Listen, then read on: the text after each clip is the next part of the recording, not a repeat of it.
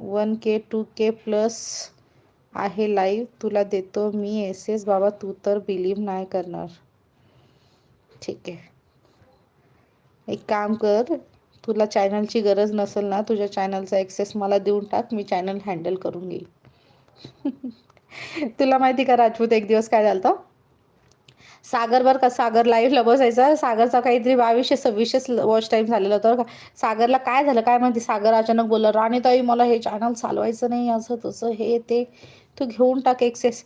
त्यांनी मला, तो डिलीट करणार होता चॅनल, तर त्याला मी काय म्हटलं, डिलीट केल, तू एवढी मेहनत केली आहे सागर, कशाला डिलीट करतो चॅनल, राहू दे म्हटलं, कर त्याच्यावर, ठीक आहे, तुला राग आलेला आहे, तुझा राग थोड्या वेळाचा असेल, मग तू चॅनल डिलीट करशील, मग परत पस्तावशील.